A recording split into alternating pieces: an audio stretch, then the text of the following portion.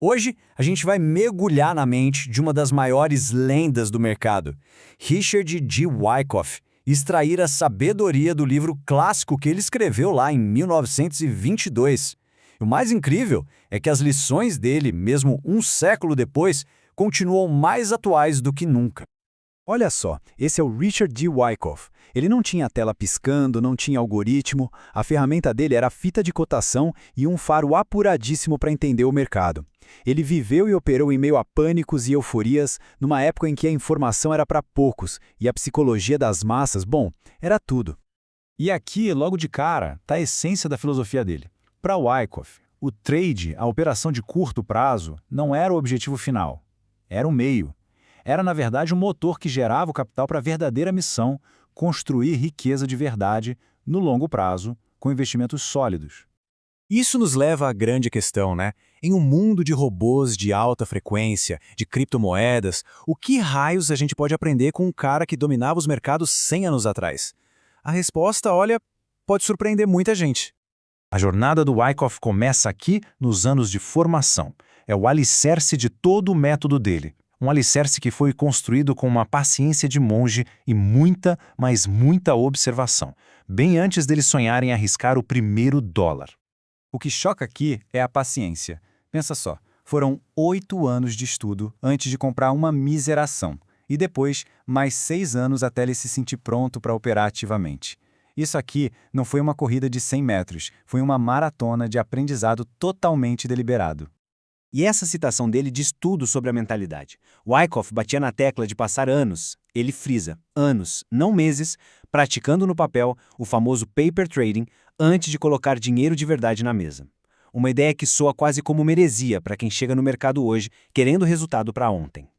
Então, o caminho dele era esse, super disciplinado. Primeiro, estudo profundo. Depois, prática sem risco nenhum. Aí sim, começar a arriscar, mas bem pouco. E o tempo todo, de olho no que os outros faziam, aprendendo tanto com os acertos quanto com os erros deles.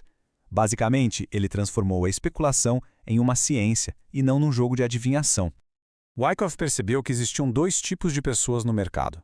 De um lado, o que ele chamava de público adivinhador, que opera na base da esperança, fica feliz com um lucro pequeno, mas segura uma perda gigantesca.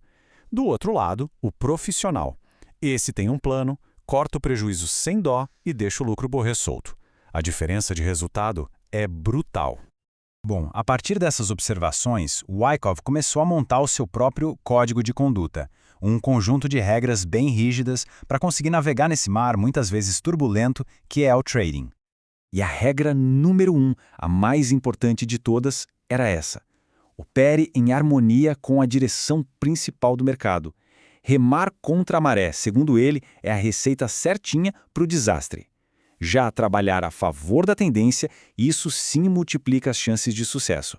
Para mostrar o poder de limitar o risco, ele sempre contava a história de um operador que ele conhecia que ganhava dinheiro de forma consistente.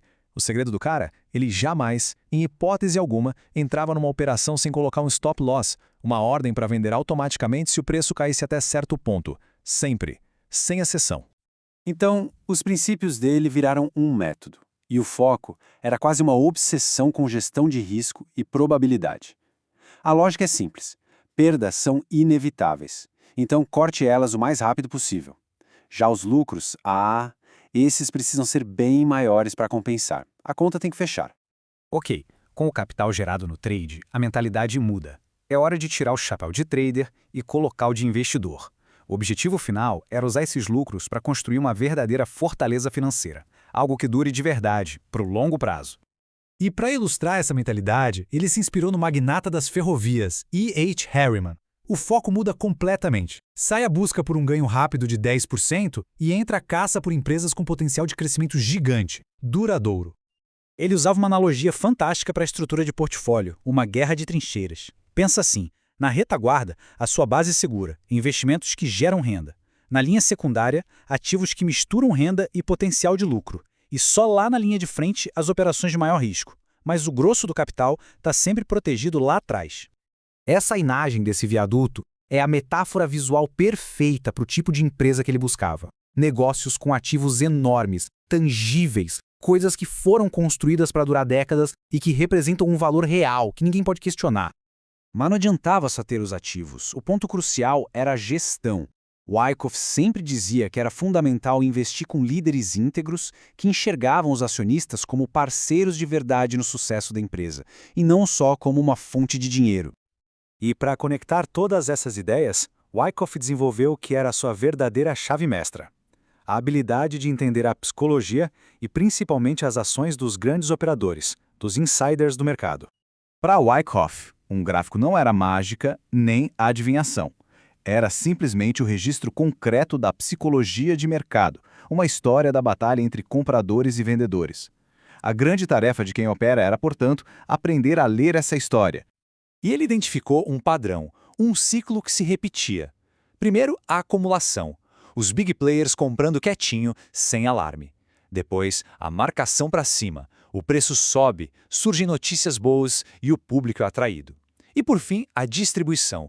Os insiders vendem suas ações para essa multidão animada, realizando o lucro. E essa frase resume a ópera. Os operadores bem informados agem com base num valor que ainda não é óbvio para todo mundo. Já o público, geralmente, reage ao preço que já subiu comprando o topo que os insiders estão convenientemente vendendo. Mas a análise de Wyckoff não era só técnica, não. Ele mergulhava em dados fundamentalistas, como esse gráfico aqui sobre petróleo, para identificar as grandes tendências da indústria e tentar prever o futuro antes que ele virasse notícia. Ele combinava o quê do gráfico com o porquê dos fundamentos. Então, se a gente tivesse que resumir a filosofia dele, seriam estes 3 pilares: estudo incansável dos fundamentos, disciplina rigorosa na hora de executar o plano e, acima de tudo, uma compreensão profunda da psicologia humana, que é o que, no fim das contas, move os mercados. E isso tudo nos deixa com uma pergunta final para pensar. No mercado cada vez mais dominado pela tecnologia, pelos algoritmos, será que a vantagem mais duradoura, aquela que realmente importa, não está em entender a única coisa que nunca muda, o comportamento humano? A obra de Wyckoff parece nos dizer que sim, com toda certeza.